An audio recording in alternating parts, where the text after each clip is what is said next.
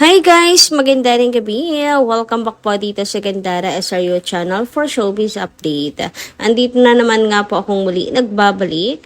Nagmamaganda ninyo kachismosang Kim Pao. Wala na pong iba. Ang lokaret na si Gandara. Upang maghatid sa inyo ng latest update and fresh happenings patungkol kina Kim Chiu and Paolo Avellino. Pero syempre, bago ang mga bagong kaganapan na yan, kung hindi ka pa nakakasubscribe sa ating channel, at isa ka sa mga araw-araw ay nag-aabang ng mga balita, ayuda, ganaps at events. Nais malaman ng mga event nila Kim and Paolo, i-click mo na yung subscribe button at notification bell sapagkat nasa tamang channel ka kung nais mong maging ma-notify tuwing may bago tayong chika at balita hinggil sa Kim Pao. Basta mga balita na may kinalaman kina Kim and Paolo, sagot na nga po natin yan. And ngayon, ito nga grabe, pag-usapan natin ang tungkol dito sa walang kapaguran na Kim Chiu.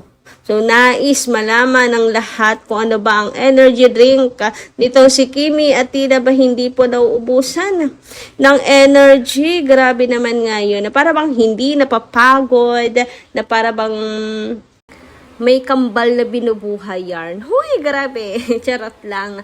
But anyway, eto nga po, may nag-compile na mga OOTD ni Kimi sa Showtime. Grabe yan. 6 days ni Kimi sa Showtime. Napaka-pretty, di ba? Tingnan niyo yan, oh.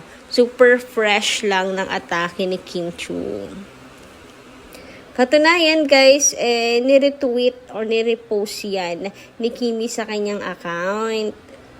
Grabe, sinong hindi po mahuhumaling sa ganda na yan, oh, 'di ba? And wag ka after 'di ba nga kahapon sa Showtime, rekta naman siya sa PBB. Grabe, bisihan talaga ang peg. Para talagang may kambal na binubuhay sa sobrang kayod kalabaw nitong si Kim Chiu. Ano? Talagang Monday to Sunday, Monday to muna tayo Saturday, meron pong ganap si Kim Chiu, diretso non-stop po yan. Araw-araw natin siya nakikita. Plus, eto pa, sa talagang kinumpleto ni Kimi ang buong linggo na siya'y nakikita ng mga tao. Kaya sa mga bashers dyan, sorry na lang kayo, uumayin kayo ni Kim sa ganap. Sasampalin kayo ni Kim Chiu ng katotohanan na kaya ni Kimi mag-stand out kahit po mag-isa. Ang mga nagsasabi diyan na hindi relevant si Kim, na hindi kaya ni Kim Chiu mag-solo. Yan, ito po ang isang malaking sampal para sa inyong lahat. This Sunday, present na naman nga si Kimi and pinainit po niya ang dance floor. Grabe naman ng performance yan, kabog. Oh ha, di ba? Pak na pak. Grabe naman nga ang isang Kim Chiu. Yan ba yung hindi relevant? Ang daming ganap. Grabe. So, ayan, makikita nyo nga dito si Kimi talagang nagpasabog po ng kaseksihan at kagandahan. 'Di ba? Beautiful in red. Okay? Sige lang, Kimi. Burn them sa iyong apoy na naglalagablab. Andito lang kaming mga supporters na talagang nasa likod mo parati, na nakasuporta sa iyo at parating ipaparamdam ang aming pagmamahal. Anyway, sabi naman dito ni Marietta Tomenes, maganda ring gabi. So, pag-usapan naman natin ang mga reaksyon ng mga fans hinggil sa mga previous updates natin. Sabi dito ni Ma'am Maria, Madam Marie.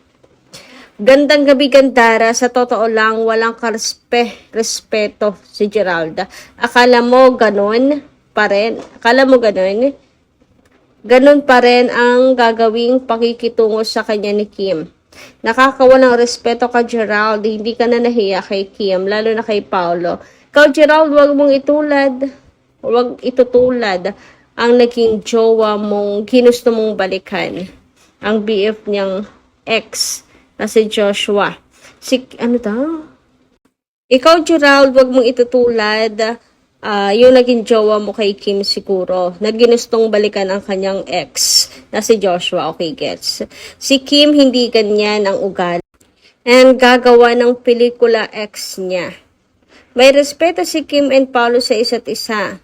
Ganun na lang yon, Gerald. Huwag kang umasa pa sa aming mga idol, Kim Pao. God bless, good luck. Ingat ka lagi, Kim Pao. Parang ang pangit naman na ugali pag ganun po. Yung parang manggagamit ba? Yung tipong makikipag-break ka tapos babalik ka sa ex para magka-movie kayo. Parang ginagamit mo yung situation, ginagamit mo yung breakups, balikan, for your own benefits pag ganun. And I agree na hindi po ganun si Kim Chiu, okay? Pero di ko sinasabihan na yung sinasabi dito na talagang bumalik kasi we don't know yung other story ng ibang artista. Pero ang atin is hindi ganon si Kim Chiu. Kaya wag talagang gayahin si Kim na kinakalimutan na lang yung ginawang panloloko at magpapalokong muli.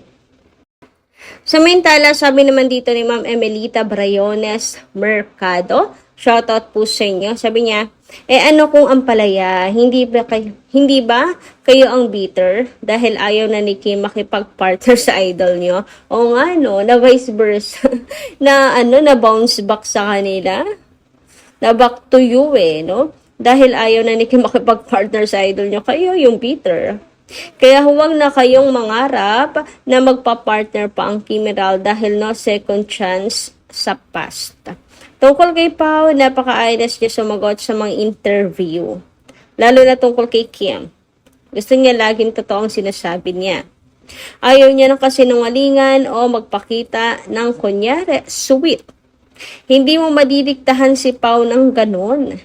Hindi nga yan mahilig mag-promote ng movie niya noon. Nung hindi pa si Kim ang kapartner niyan, take note, pati po yung pagbibihes, hindi si Paula Verino yan.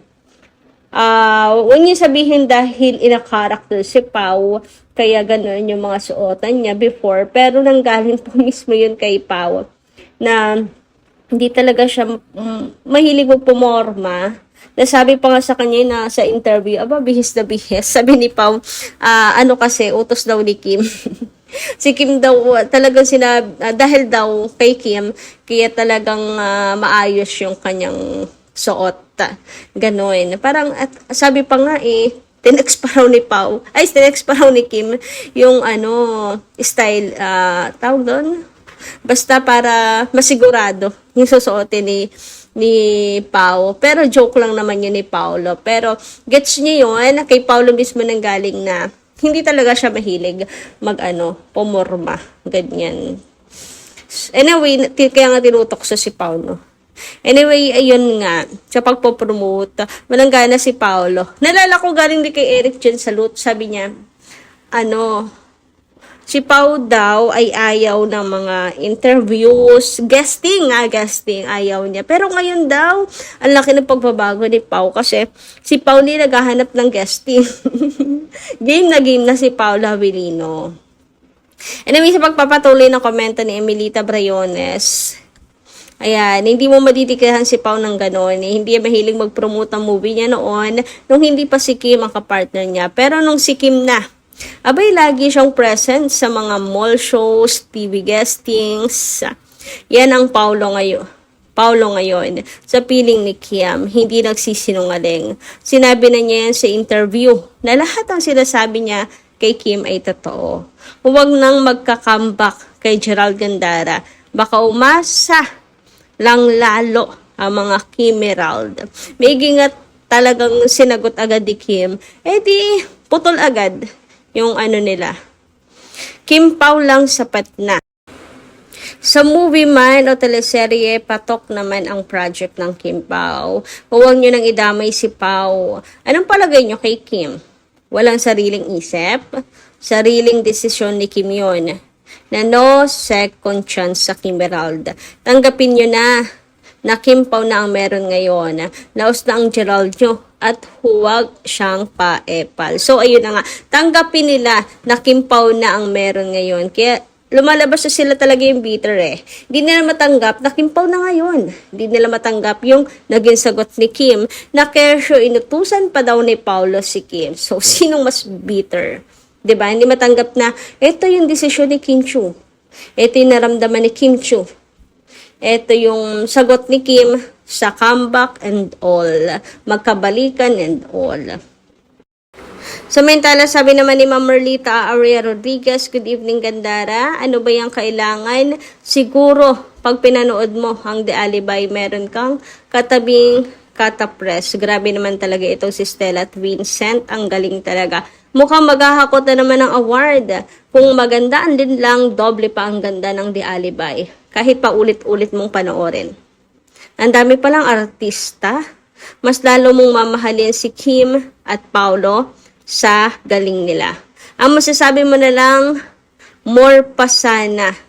Movie naman, hahanap-hanapin mo talaga sila Kim and Paulo. Maraming salamat Gandara at magandang gabi. Yan. Magandang gabi din po sa inyo Ma'am Merlita at sa lahat na nandito ngayon nag-stay at pinanood ang ating update hanggang dulo. Magandang gabi and shout out po sa inyo. Anyway, hanggang dito lang muna. Maraming salamat po sa pakikinig and kita-kits na lang po ulit sa susunod pa nating mga chikas. Maraming pong salamat.